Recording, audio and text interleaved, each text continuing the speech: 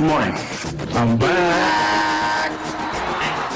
Well, first of all, sorry I'm late, but I'm happy to be back.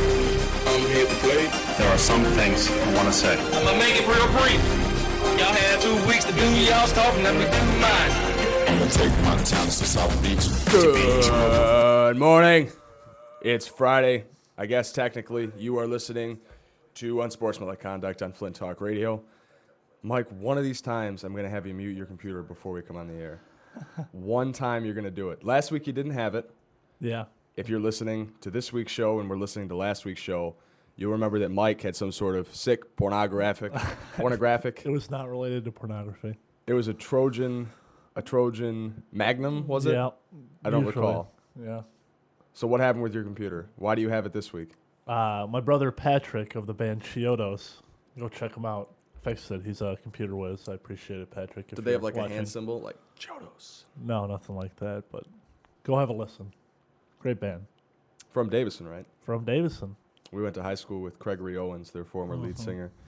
So anyway, how did you get your computer fixed? He's a computer whiz? Yeah, he just eliminated the viruses somehow. I don't know how he did it. Didn't really watch. I was watching actually the first game in the NFL season while he was doing that. So yeah, we'll get to that in just a second. We've got a stacked show for you this morning. This is Unsportsmanlike Conduct. I am Paul Gerke. That is Mike McManaman. We're going to talk about a lot of football-related stuff. The college football season is now upon us. University of Michigan and Michigan State Spartans winning their first games last week. We've got Notre Dame tomorrow. Michigan State facing off against Western. And, of course, the Lions open up their NFL schedule this Sunday against the Bears. We're going to talk about all that, and we're going to get to a couple funny off-the-wall sports stories. But first, I'm going to have Mike tell you how you can get in on the show. Call us at 810-208-1854. The number again is 810-208-1854. You can get a hold of us on our Unsportsmanlike Conduct page on Facebook. You can go to flinttalkradio.com and go to the chat now option and talk to us. So there's a bevy of options to talk to us. Yeah, especially if you want to berate us anonymously over the internet. Yeah, we've had that last Have fun week. on the chat. I know, we've had that before. Why not again? I'd rather you just call us and make fun of us because then we can kind of jibe at you back. But anyway, the NFL season opened their schedule last night, Thursday night special, and it wasn't on the NFL Network, which was great because we actually got to watch the game. The Vikings taking on the Saints in New Orleans. Is that the right way to say it? Nolans. Is it Narlands? Nolans. Because someone last night kept saying New Orleans. New Orleans? Yeah. New Orleans. New Orleans, if I were to rank like Orleans. the 5 ways to say New Orleans, that would be at the very bottom. Yeah. It would be, I think it's supposed to be Narlands. I think there's a W in there. Narlands. Narlands. New Orleans, which would be like the Americanized New version. Orleans. New Orleans. Okay, you know what? New Orleans is 2. Then New Orleans. New Orleans would probably be last on the list. That doesn't even sound reasonable. Yeah, I can't argue with you. Anyway, no way to say Brett Favre. Brett didn't show up last night. No. 15 for 27 for 171. 1 touchdown, 1 pick. He was close to having another one. He got lucky. He Right. threw up a total meatball. And If I remember correctly, the D-back got 1 foot in bounds Yep. and then jumped out of bounds. It was a horrible pass. It's not Brett Favre's worst game in his career, but in a game that you'd think Minnesota really needed to win in order to silence the critics after being eliminated by the Saints in the NFC Championship game last season, the Vikings come up short. They score 1 touchdown. Now, granted, the Saints only score 2 touchdowns. Yeah. But I didn't like what I saw from the Vikings offense last night, Mike. No, not at all. Percy, and they were talking about Percy Harvin and a bunch of other stuff. But Brett Favre just didn't look on. He looked like he had been taking off most of the mini camps in preseason. That's funny. He looked old. He looked like he wasn't supposed to be out there. He looked confused. His numbers actually, if you just read them off, sound better than when I watched him play. Right. And that's the amazing thing is I think he played even worse than his numbers indicate. He looked completely lost out there, and him and Childress were getting at each other on the sidelines. You could see it a few times. And the media was trying to blame the receivers and not Brett Favre, but maybe he's showing his age. Brett Favre is our Wrangler sweetheart, Mikey. But Brad Childress, you mean the pedophile Brad Childress.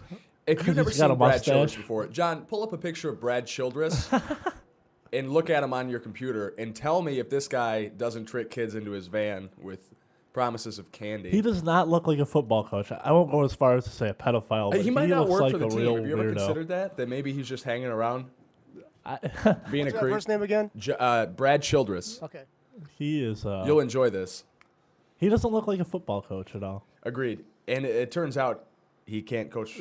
That's true. He So really can't I coach, guess so, that works out. Yeah. Favre, I agree with you. His quarterback rating was a little over 70, which is pedestrian at best.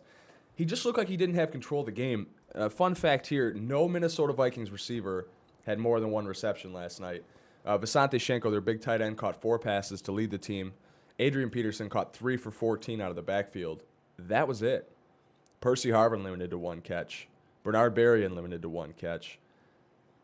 You know, I hope you didn't take any Minnesota receivers in fantasy because I think you're going to look at a season like that. Now, I think Minnesota's going to tear up bad defenses, even with the passing game. But Well, once he gets a few games under his belt, I imagine he'll be a little bit more Brett Favre-like. But he looked like, the gunslinger gone wrong because it looked like almost any pass he threw up there could have been intercepted. He threw some real meatballs up there. And there should have been a few more picks. There was a few more plays where they were very close for interceptions. I agree. What it really tells me is that Minnesota isn't going to beat New Orleans in the NFC Championship game this year. I just don't see it. Yeah. If they're even there. It tells me that Minnesota's a contender because they hung with New Orleans the whole game. But I was surprised at how inefficient both offenses were. You think the it'd be more Saints high-powered. weren't exactly on either. You're right. Garrett Hartley missed 2 field goals. I mean, that Yeah. could have put the game out of reach.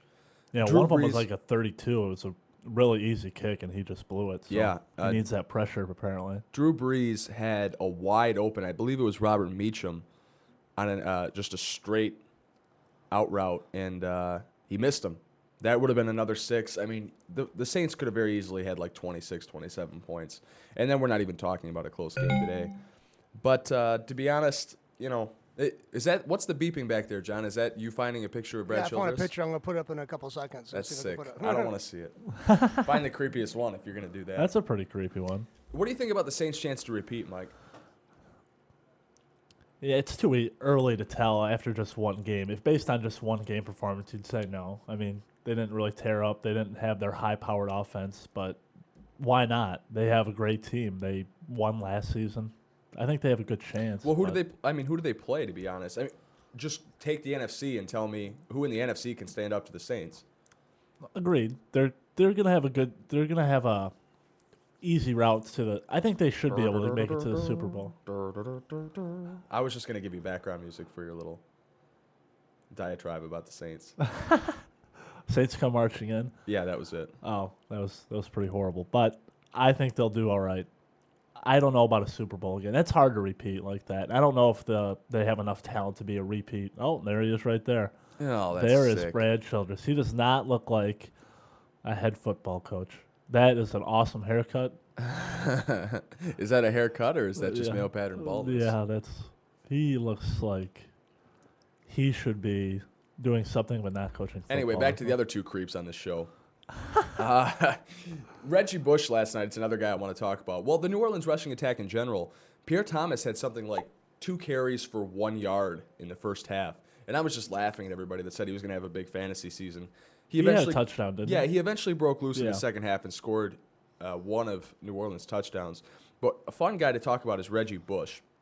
This is a guy 5 years ago when he came out of college that everyone sort of said, you know what, this guy is going to be an all-pro back.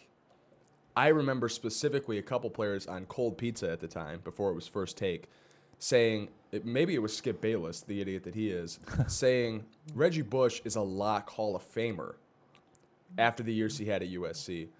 Reggie Bush has not had a productive season in the NFL, and last night is just an indication of his decline. Now, Reggie Bush, if you don't know, is in a contract year, and generally professional athletes, that's when they perform at their peak. Last night, Reggie Bush was only given 2 carries for 14 yards, so I guess his carry per average per carry is pretty high. It's 7. He caught 5 receptions for 33 yards. He was in the game, but those are pedestrian numbers for a guy that was supposed to be a lock Hall of Famer and is by all bounds a freakish athlete. What do you think about Reggie Bush and his skill set just not translating to the NFL?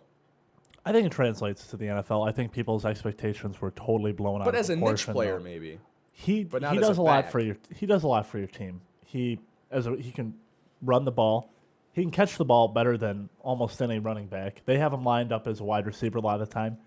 I don't know if he returns punts. I know he returns kicks. I think he does. I think he still He does a little returns bit kicks. everything, and it's good to have a player like that on your team, and it's refreshing to see a player like that that'll play all over the place like that. And he used to date Kim Kardashian, so he's got that going for him. That's all I have to say about Kim Kardashian. New Orleans punt returns last night. Reggie Bush, 3 for 7 yards. Yeah, I didn't say he was always the best at it. Well, he he's should done all be. He's done. Last season. I think he he took was, 3 back last yeah, year. he's pretty good. He's an above-average punt returner. But I guess the point I'm trying to make is that he's a skilled niche player, and he's not an every down back, and he's not a guy New Orleans can build their offense around. Nope. And you know what? Even in his rookie season, they talked about how Reggie Bush, even if he's not getting the ball, is good as a scare tactic to divert attention away from their receivers, divert attention away from their second back. He's just not that anymore. I don't get scared when I see Reggie Bush with the ball. I mean, there's 10 other guys I could name before him.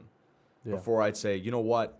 Reggie Bush scares me as a back. The Hall of Fame talk was a bit much, but he's a good player for what he does. But I'd like to have him on the Lions. But Reggie Bush would be lucky to have a lucrative second contract, to be honest. I don't think the Saints are going to re-sign him. There was some trade talk last year about the Saints moving Reggie Bush up and out of there, up and out of New Orleans.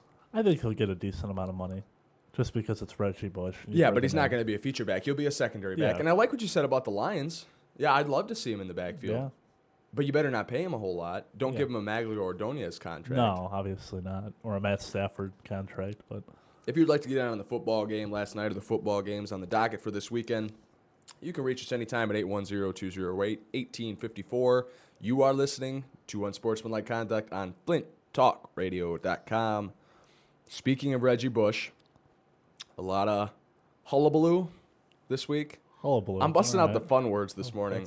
I literally woke up like 45 minutes ago. I'm not even going to lie to you guys. Me too. I didn't shave. I'm glad that this video is low resolution because you can't see how dirty I am. Reggie Bush won a Heisman in 2005 at USC.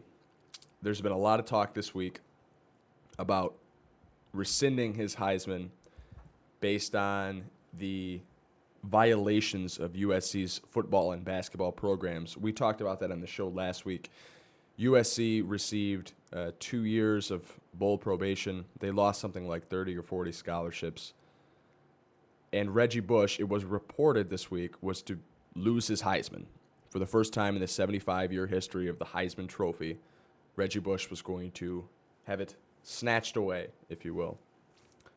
It came out yesterday, and maybe a little bit the night before, that might have been a bogus report, and that Bush wasn't going to lose his Heisman, and the Heisman committee wasn't going to take his prized possession It was away probably from him. Vince Young that started that rumor. Yeah. We'll talk about Vince Young in just a second. What do you think about taking a trophy away from someone that won it 5 years ago based on problems with a program, not necessarily with a player? Well, the problem is with the player, though. Well, He yeah, took the- okay. Yeah, it is technically with Reggie Bush. But you're a college athlete. If they've I mean, proven that he did something wrong and they're absolutely positive of it, I don't see any problem with taking it away. If you had to get there by dirty ways, and it should be Heisman, you're expected to be at a different kind of standard. I don't mind them taking it away. I have a problem with them taking it away and then not giving it to Vince Young if they were to do that. He was second. He deserves it. He got there apparently the right way. I don't know if there was an investigation with him, but he didn't do anything well, wrong. we haven't heard about it yet. Yeah. So you're going to thrust us into the Vince Young talk. I was going to save that for a second. But do you think that a second-place finisher for any given trophy should be given the trophy if it's taken away from the first-place winner? Yeah. If in this case, he would have won it if Vince Young wasn't there, and he shouldn't have been there. All reports indicate he shouldn't have been there. Who won the national championship that year? USC. Who was second? It was. Was it Texas? I think so. That's probably a safe guess. Yeah, I think So it should was. Texas be the national champions because USC had to rescind their national championship? Yep. So you're just gonna roll up Actually, you know what? That's. roll up to I'll give you- Longhorns and say, "Hey, you win." Yeah, see, that's what you do. You can't do that. But 1 second. You have a good point there. They because the problem with that is that Texans wouldn't have played another team, and they played USC. In this case, they got to play a whole season. Vince Young, I guess it's something completely different. No, I don't think they should leave that one vacant. But when it comes to like a player award, I think Vince Young should have gotten it if Reggie Bush had it taken away.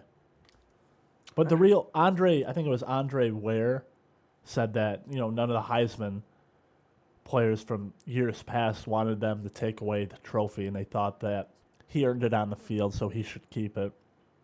I guess they have a point there, but they want to keep the integrity of the Heisman, I guess, taking it away. But they're not going to do it. It's not really that big of a deal. I don't understand it. Like, who cares if you take away a national championship from 5 years ago? Nobody really cares at this point. Nobody's going to be like...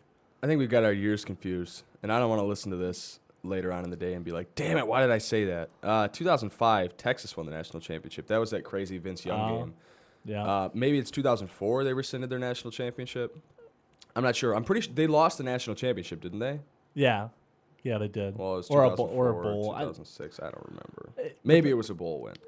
Yeah, I think it probably was. I guess it still begs the question, do you reward a team for finishing second if the first place team was shown as cheating? I guess it doesn't matter. I just wouldn't care. Like, if I was a player that many years past, like, nobody cares now. Nobody's going to be like, oh, man, that 2004 champion. Like, we don't even know who won then. We can remember I can hardly remember last year. I know. Like, who cares what happened like 2004? I remember the Vince Young. What you remember is things like Vince Young's performance. I remember that. I remember Vince Young going like, yeah, he's running off the field. He was all happy about stuff. That's what I remember. I don't remember necessarily who won each given year. I remember some of the moments, but I don't think it's. I don't think anybody. So if you're if you're a player for one of those teams and you get a phone call that says, "Hey, Michael Douglas McManaman, you're a national champion," you're not gonna freak out about it? Well, that will never Remember happen. that when you played that one game a few years ago? Now you won it. You did it. Yay, USC cheated. You did it. I mean, you're not going to get stoked about that? No. I wouldn't either. No, because you'd feel like, oh, I only won because great. of a I wish I would have won it then. I could have got laid at least. So you'd be happy then, but 5 years later, you'd be like, great. But awesome. Isn't that the same with the Heisman, though? I don't think that they literally I go think into it's a Reggie little Bush's bit. house and say, Kim, get out of the way. And she's Kim not and there him anymore. Yeah, and they come on. snatch that big freaking metal trophy and they run it over to Vince Young's house and they say, there you go, Vince, that Heisman that you wanted. See, I think that's different, though. I do. A personal award like that and a player award, I think I would feel differently about that if I knew, like, if I put myself in Vince Young's shoes, for example. Right. I would feel like, yeah, I deserve that. Give me that, because he was a cheater. I want that trophy. It's the Heisman. It's sweet. It's like, yeah. I take that everywhere. I bring that right here on Flint Talk Radio and put it right here. Yeah, I would too. That's the perfect place for it, really. Yeah. There's something about you bringing the Heisman Trophy into the studio that just derailed my train of thought. I apologize. How do you tell your grandkids, if you're Vince Young, about your Heisman win, if that's the case? Are you like, yeah, I won the Heisman back in 2005. Here it is, right on the desk at Flint Talk Radio. You don't have to say anything. No, they're going to say, Grandpa, why is there a freaking Heisman here? And you're like, I won it in 2005. And then one of the asshole kids is going to get on the internet and be like, Reggie Bush won it in 2005. They gave it to you as a consolation prize. That's when you backhand them. I don't know. Screw you, kid. Ah! If the kids are that interested. Listen, when you're old, they can't take anything like that away from you. You're not going to let some punk kid tell you what's going on. All right. Back on track here. So you're okay with the Heisman committee. What is the Heisman committee? I don't even know what that is. It means. A bunch of creepy old dudes in like druid cloaks that like are chanting and making blood sacrifices to Joe Theismann? There's some things that you have to talk about in sports talk that ESPN brings up and makes a big deal, but I just don't care, frankly. And this is one of them, because who cares? It's like 5 years ago. Oh, no, what this mysterious Heisman committee's coming and stealing trophies and taking away babies. Who cares? I mean, it happened a long time ago. What about the college football now? We got 2 hours to fill, man. Oh, I know. I know. We just got to slow it down. I know. Make a few more jokes about smart-ass kids or something, Just take it back a notch. Reggie Bush is just such a player that nobody needs to talk about anymore. I agree. No, that I completely agree with. Well, the Sports Center is like, oh, Reggie Bush, like because he was like dating Kim Kardashian, I should be interested in Reggie Bush, even though he's not a very good NFL player. Like, that's the only reason. If he didn't date Kim Kardashian, he wouldn't be relevant at all these last few years. The question is, who hasn't dated one of those sisters? I know. That's what it is. Keeping it Which is your favorite, John? Which of the Kardashians? I don't even keep track. I just know the You're name. such a liar. I know. I'm serious. I don't because I know their old man was on the OJ trial. He was one of the lawyers. Yeah, Right, now he's That's dead. how I knew about the name, and I thought it was vaguely familiar. I saw pictures of them. I can't tell you which one's which. There's plenty of pictures of them if you want Yeah. to look on the internet. I Yeah. get they're decent-looking women, but to me, Not they're the like, one. Is it Chloe, the one that looks The one like that's a man? married to Lamar. Yeah. Lamar Odom of the Lakers. Yeah. Khloe Kardashian. I think it's Chloe, right? Yeah. Yeah, because I don't. Why are you looking at me like I know? See, I just You know who the Oh, Kardashians are. come on. see, to me, lawyers are like little like rats, and I see their offspring, and it's the same way, pretty much. Right. So, Yeah. Well, Bruce Jenner is the dad now, and he used to run track or something like that. I and think it's he's a like- well-known yeah, track athlete. he's kind of a weirdo too. I don't know. I just don't care about. Did the Reggie Bush. Kardashian in the OJ trial have a big fat rear? He was a can't remember. All I guy. know is he was like. Well, I just figured John would know. I wouldn't. I don't check on guys' butts, man. Not like Yeah, that. no, I know. Yeah, that's how he got all their money. Is that their dad was an attorney, and then he died, and then now the mom's married to Bruce Jenner, and anyways, who cares? I was just asking I don't about care the about gene Reggie. pool and how the girls ended up stacked. So we're in agreement that it's okay for the Druid cloak wearing Heisman committee to take the trophy back I think it is. because of violations. I'd like to meet this Heisman committee. I imagine it's a bunch of former Heisman winners, but then I imagine Lou Holtz is on it. Lou Holtz is a real friend of the show. what do you think? Is it just players that won it before that are on the Heisman committee? Yeah, probably. But then you have to talk about And 3 former creationism. presidents. I mean, where did the Heisman committee originate? If there was, who gave out the first Heisman then? If It's like a chicken and the egg dilemma, right? who knows? Where are we gonna? I bet a little research would fix that, but I'm not interested in doing it. No. Should Reggie Bush give the trophy back should the committee not rescind his award?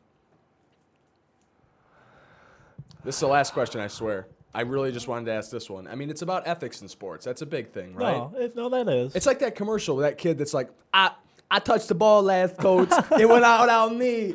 And his kids are like, shut the hell up. No, we need the last possession. Yeah. He's like, it's not me, coach. I can't lie. Oh, what an idiot! That And the kid coach is. is like, good game or something to him, and he gives him a thumbs up. I'd be like, you idiot! It's like, you moron. you moron! You forgot about all the other calls where the officials jobbed him throughout the Yeah. game. It's like, just let one slide. You want me to put myself in Reggie Bush's shoes? Would I give back the Heisman? Sure. No, if I'm Reggie Bush, I wouldn't give back the Heisman because it's a Heisman trophy. Piss off. That's my Heisman. No, he's not going to give it. I don't think they've totally proved anything. I don't know. They're not going to do it. They already said they're not going to take it away. So I wouldn't give it back if I was Reggie Bush. I'd keep the Heisman trophy and say, I earned it on the field. That everybody takes money from boosters, blah, blah, blah. I'm sure Vince Young did the same thing, but he didn't get caught. USC's just a little bit stupider. Yeah. That's my argument. I'd be like, everybody does it. I'm not the only one. I can't disagree with that. I guess that sort of transcends college football and extends into steroid controversies in baseball and all that. But he could also argue, I was young and naive, and they took advantage of me, and they take advantage of all these young players by giving us money, and I didn't know any better because I was young and stupid. Sounds like you were a lawyer on the OJ trial, Mike. If the glove does not fit, you must acquit. That did not sound like Johnny Cochran. I don't have a Johnny Cochran impression. No, you have He's dead now, right? yes. Johnny's dead. Rest in peace. 2 out of the 6 are dead, I think. Yeah. Yeah, so that's, Yeah. I don't know. 2 out of the 6 lawyers? Yeah, I think there's like 6 lawyers. Shapiro, Kardashian. Yeah, Shapiro's got those commercials now for some website that he runs or something. They're sleazy. All of those guys are sleazy, Yeah. man. Yeah. OJ's in jail still, right? He Yeah. hasn't received parole for his Right for his, I think. memorabilia heist. Yeah, that was insane. Yeah. I'm innocent, but I'm gonna steal my stuff back. No. I don't think the cops really like that when you tell them, hey, I'm going to steal my own stuff back. Like, that doesn't really, that's not a great excuse. No. You can reach us, 208-1854. It's the area code's 810 if you don't already know. You're listening to Unsportsmanlike Conduct with Paul Gerke and Mike McManaman. I see that the chat is blowing up over there, Mike. No, we have 8 total. I was being facetious. Oh, I see what you're doing there. Talking football today. almost exclusively. You know what? I'm going to break away from the football discussion for just a minute because I got to talk to you about your boy. I was going to say this for later in the show. My boy. I can't do it. I got to talk about your boy right now. You know what boy I'm talking about? No. Your boy, Rick Ron. Moranis. No, Oh. Rick Moranis.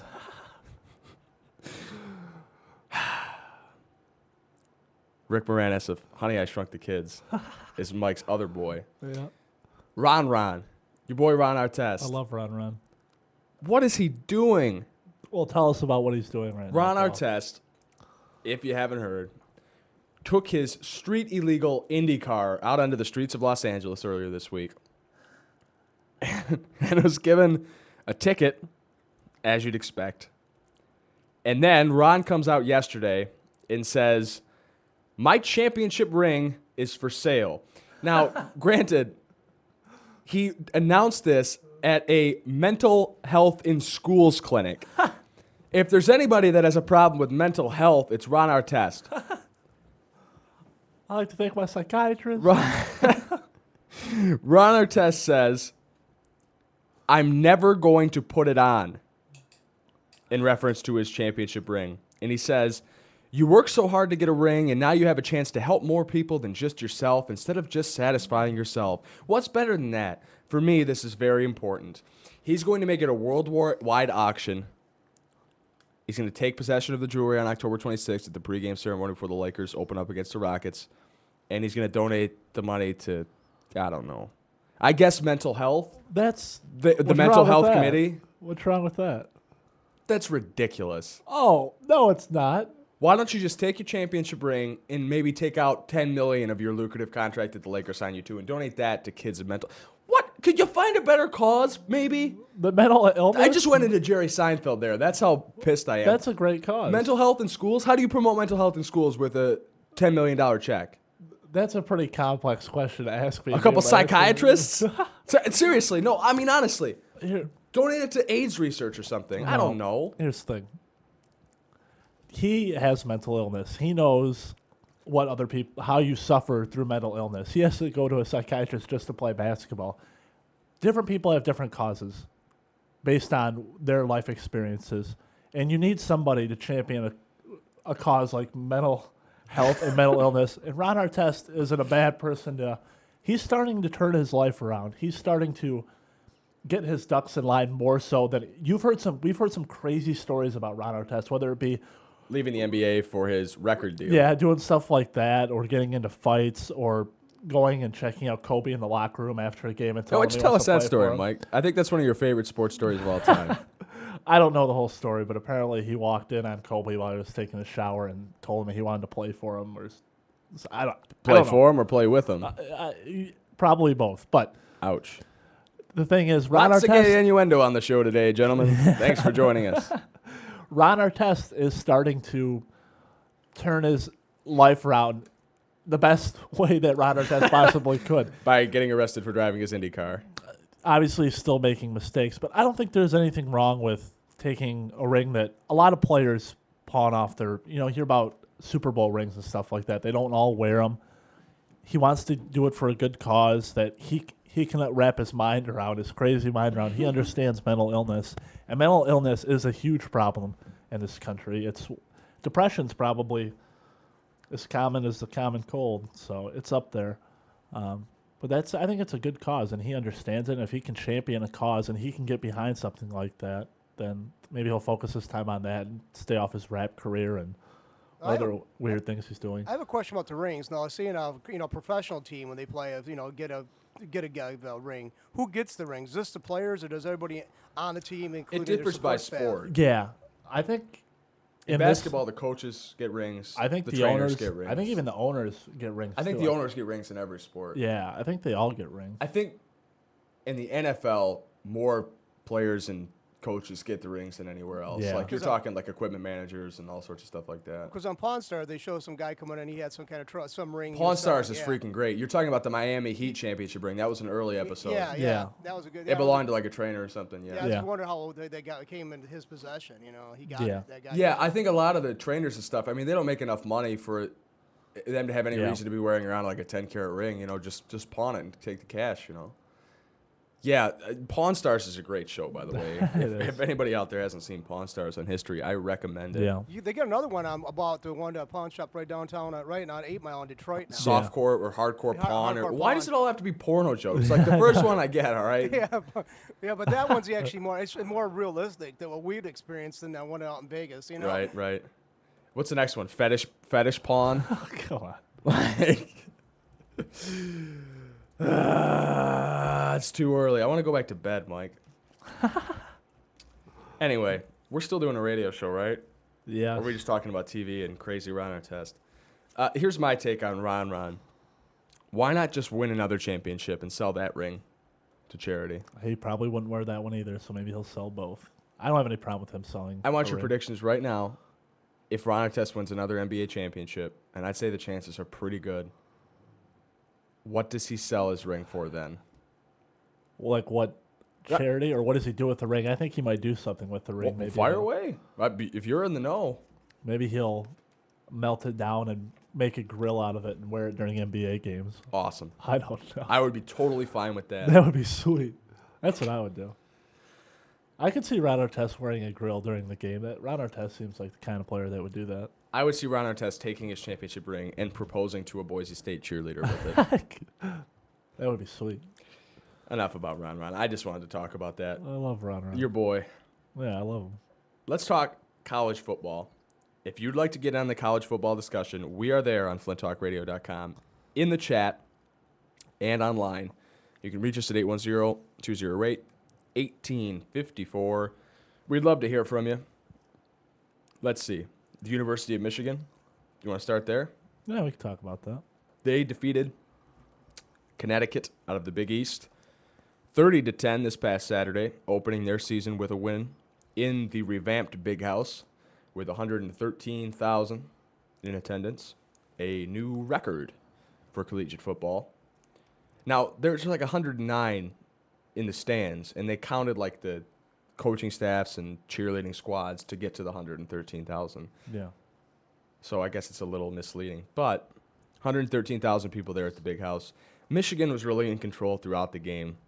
The big story is Denard Robinson, who set a Michigan school record for rushing for a quarterback with 197 yards on the ground.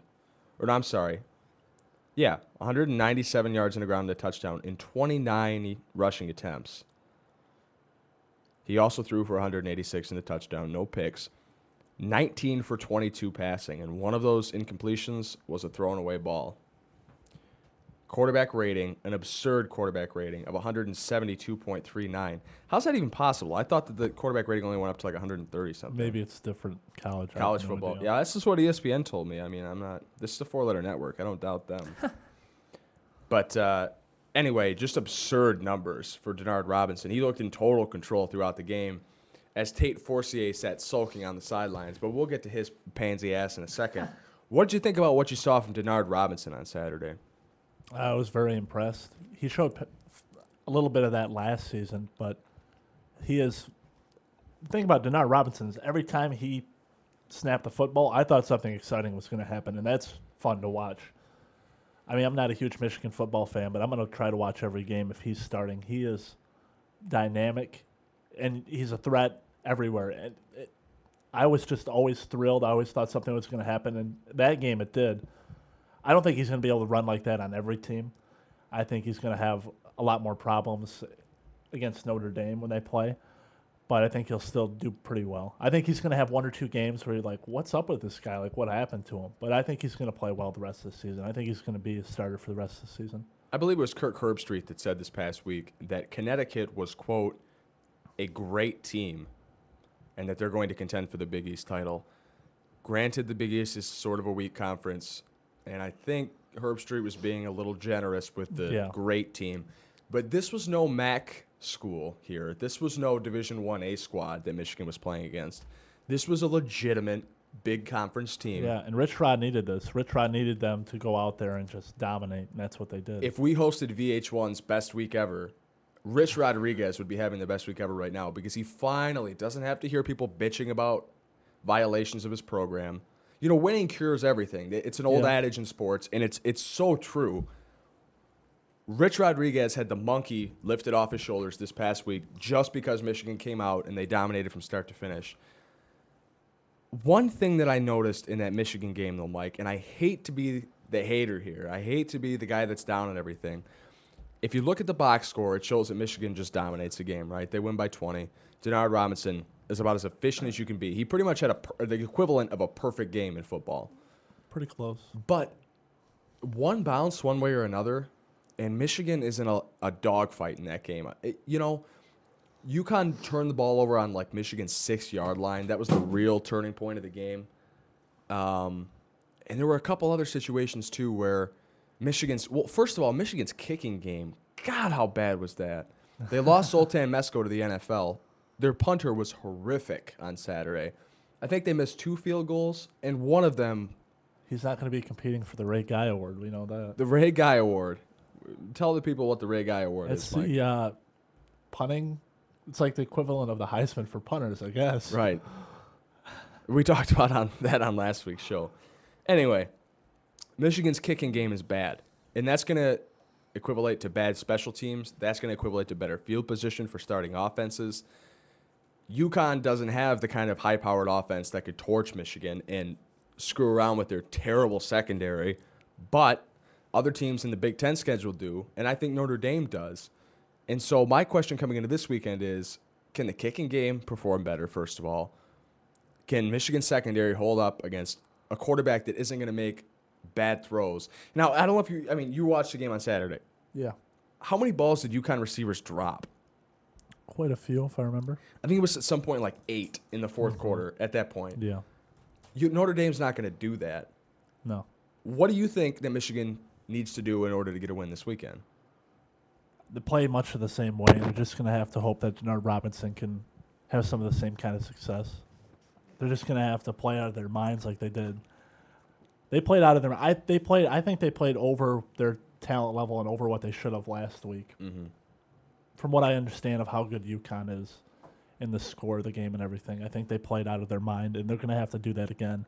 I think if they can get a win at Notre Dame, that's really going to, I think there's still a few questions about Rich Rod, whether that was just luck and whatnot, just one game. If he can get a few good wins here, wins where there's some domination, where they control the pace of the game and stuff like that, I think that'll really secure Rich Rod. Like, we've talked in the show before, like, he's going to need like 6 or 8 wins and then to beat Ohio State. Mm-hmm. But if he has a few convincing wins early on like this, I think he'll keep his job. I think Rich Rod needs an above 500 season and a win against Michigan State or Ohio State. I don't think he needs both. I think he needs one or the other. If he loses to both, I think he's gone. Yeah, definitely. You can't lose both of your rivalry games. Yeah. I guess my biggest concern concerning the Wolverines this year is going to be injuries. Denard Robinson went down with what looked to be something like a hip pointer. They said he was okay. Well, he's okay this time. Yeah. But he's up against a bigger defense in the Big Ten, or he's up against Notre Dame's defense this weekend. He's going to get hurt. The way he plays, he's going to get hurt. So he's not going to make it to the end of the season, let's be honest. You better have Devin Gardner ready. I'd be amazed. When Robinson came out of the game on Saturday, Devin Gardner was the one that replaced him, the rookie, highly touted quarterback. Yeah. While Tate Forcier was crying on the sidelines as his teammates were celebrating a much-needed victory, Tate Forcier is sitting by himself on the bench. I don't know if you saw this video. I saw it. And what do you think about that? Well, he said something about like how he was going to be out or something. What he meant is that he's out as a starter or something, but there was a big controversy whether or not he was leaving. Yeah. I just don't care, because if Denard Robinson's going to play like that, who really cares? You're the athlete in this combo here. Have you ever had a teammate like that? A guy that didn't get the starting minutes, or maybe at one point was a starter and then got benched, and then instead of rooting his teammates on and being a team player and knowing what's best for the program, he decides to make it the me show, and it's just an ass like that.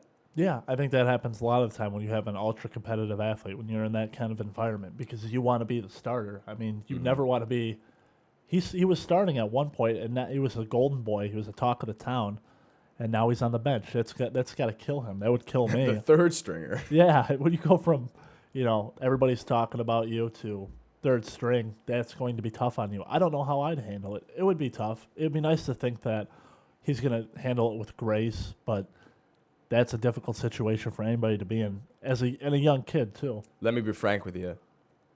He's a young kid, but he's a smart kid. He's at University of Michigan in Ann Arbor, okay? That's not an easy school to get into, even with athletics. You still have to have decent grades. Listen, now, hear me out here. He's got to know that there's going to be all sorts of media attention on his pouty ass on the sidelines there. If you're not happy with it, you know what? Go back to your dorm room and sulk. Spend all week in the meetings crying and moaning about it. But for those 3 hours that game is on Saturday, you put on a smiling face, you congratulate your teammates for their performance, and you don't make an ass of yourself for all eternity. He's probably been spoiled his whole life. He probably doesn't know how to handle that. himself. Is an embarrassment. That's a blemish on the program. You really just put a face on for 3 hours, you know? Yeah. Why draw attention to yourself like that? Because you know what other programs are thinking if you're thinking of transferring? Because let's say he is thinking of getting out of Michigan and trying to find a starting job somewhere else, a la Ryan Mallett in Arkansas. What if you're a recruiter for another program? You're looking at him and saying, character problems, character flaws. This guy doesn't have what it takes. It'd be nice to think that they care about character flaws in college football, but they don't. They don't care really about character flaws in any sport. They say they care about character flaws, but until you do something like Terrell Owens or you start acting out like Ron Artest, that's the only way. Just because you sulked, it'd be nice to think that coaches really cared about character flaws, but they'll bring in criminals. They don't really care. I got news for you, Tate Forcier. Just because you're the third stringer doesn't mean you're not going to play this season. Oh, he will. Especially the way that Rich Rod runs his offense. Denard Robinson is always one play away from a season-ending injury. And Devin Gardner has no experience.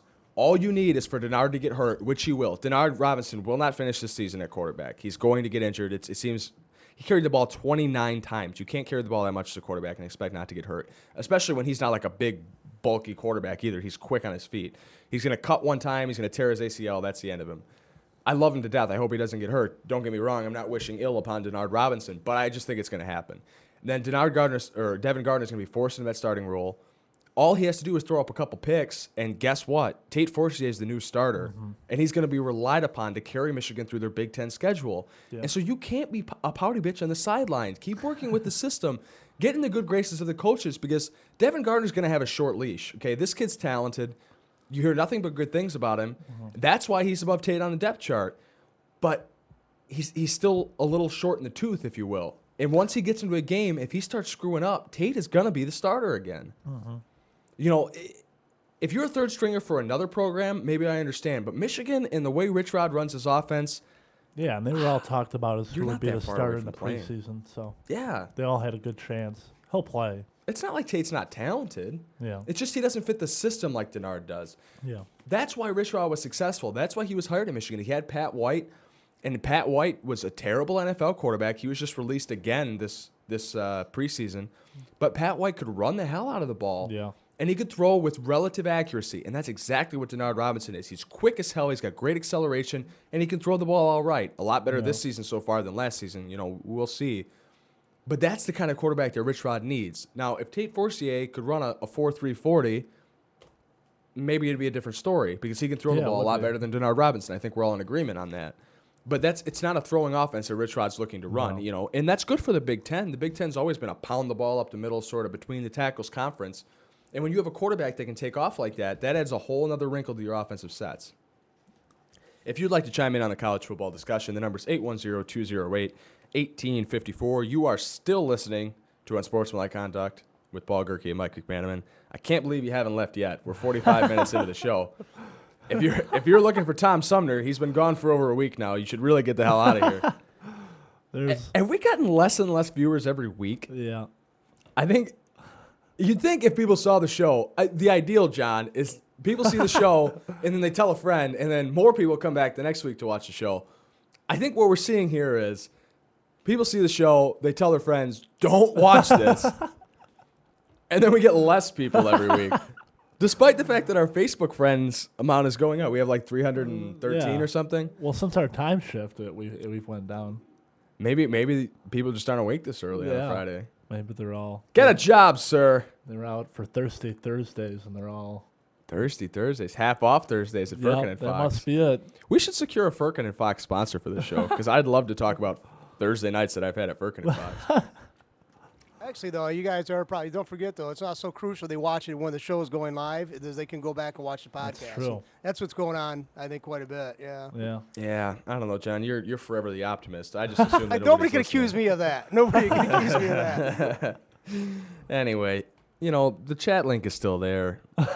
Facebook is still there. We're around here. If you'd like to get your opinions in, I guess I'll start giving a little love to the people that did share their opinions on Facebook. Yeah, we got a lot of we have a lot of people. We have more people talking on Facebook and stuff like that. So people are watching it. Brad Robinson in response to the Vikings versus Saints last night. Minnesota's not at full strength. Saints at home, defending champs. Saints by 10. He wasn't that far off. That could have very easily been a 10-point game. Thanks for your input, Brad. Talk about the Denard Robinson. Yeah, I asked earlier in the week, Denard Robinson, flash in the pan or legitimate season-long offensive threat? Christina Lewis Lawrence says, and Christina has actually responded to a couple of our things on here. I bet that was the Christina in the chat box. It was. Wow. She's our biggest fan. I just made that connection. I think it could go either way at this point, she says. Have to get more games under his belt to decide, in my honest opinion. But, man, was that some Wolverine football yesterday or what? This was obviously posted last Sunday. I agree. That was exciting. Like you said, when he touches the ball, anything could happen. Yeah. And it's been a long time since I could watch a Michigan game and really have that, I guess that sort of air of anticipation for the big play.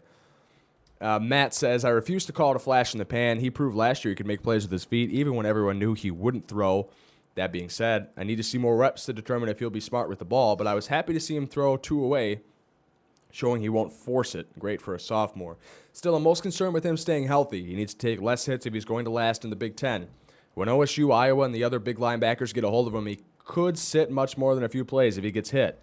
Kid needs to bulk up for long-term stability. I agree, Matt. I don't think that bulking up is really the problem. I think he's going to get hurt if he decides to carry the ball 29 times. Well, they said he bulked up quite a bit. Yeah, it's like 20 pounds or something. 20 pounds of muscle. Yeah, that's impressive. I don't think you're going to get much more bulky without sacrificing speed.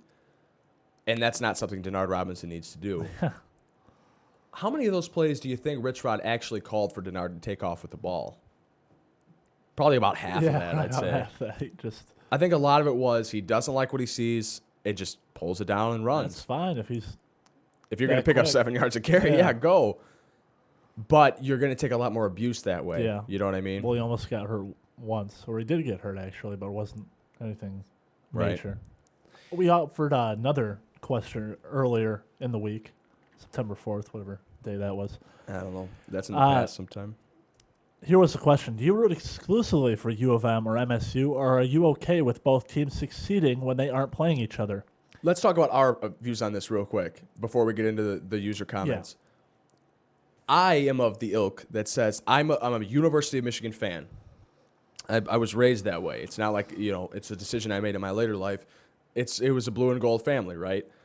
Yeah. As I got older, I realized, you know what? U of M football is great. U of M basketball is not competitive. In my lifetime, at least, as a sports fan, now granted, U of M basketball was competitive. Yeah, Chris Webber in the timeout. Right. Yeah. But I've always rooted sort of for Michigan State basketball because they've been the successful program. You can call me a bandwagon fan if you will, but I live in Michigan, so screw you. And I root for Michigan football. Well, the more I think about it, I am totally fine with Michigan and Michigan State being successful in both programs when they're not playing each other.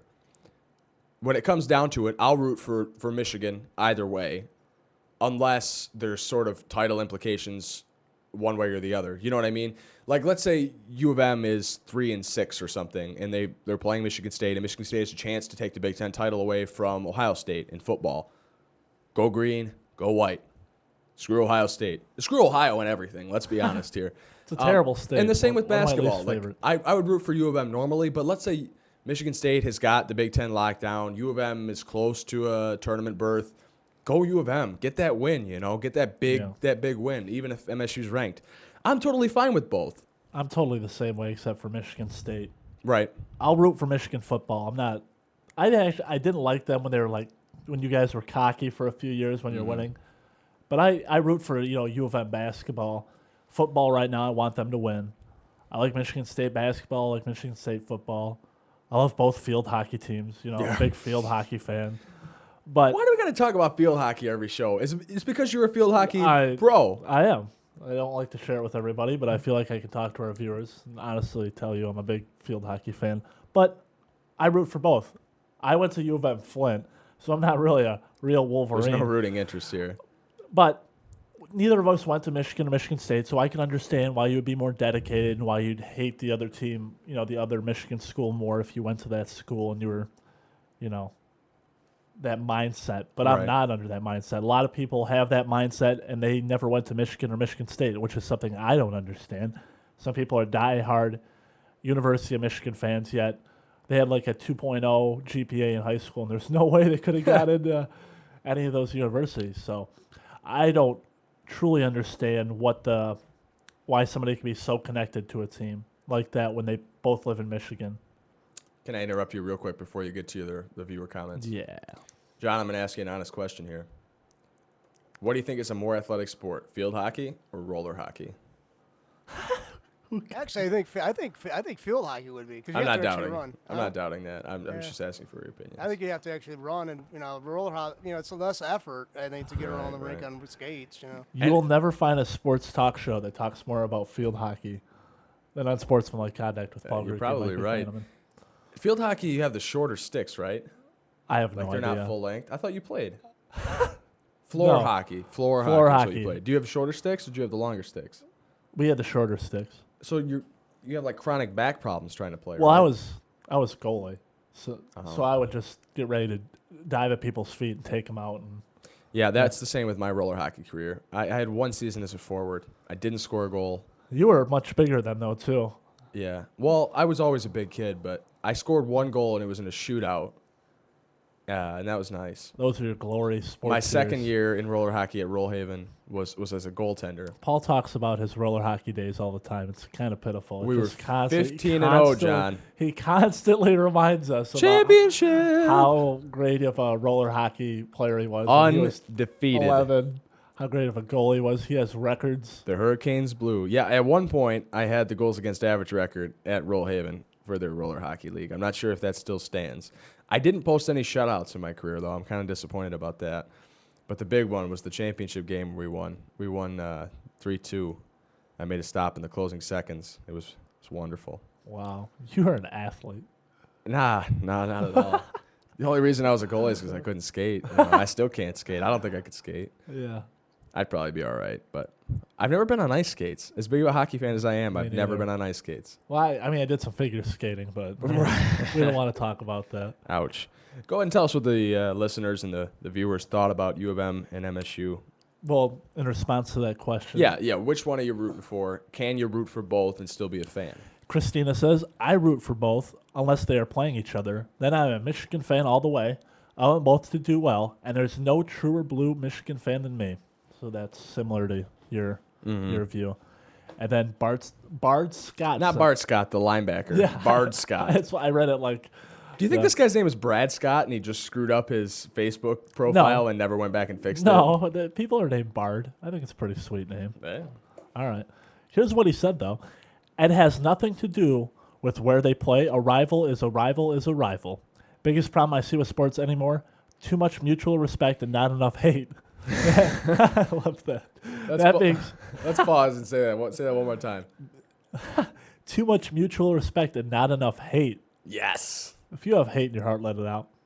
That being said, I would gladly root for MSU if I could ever get the same courtesy from MSU fans, but they have such a little brother complex because U of M will always be the biggest game on MSU's schedule, and they will never be the biggest game of ours, which I think in football is true. Yeah. Not in basketball. I think U of M is the little brother in that case. Yeah, at least now.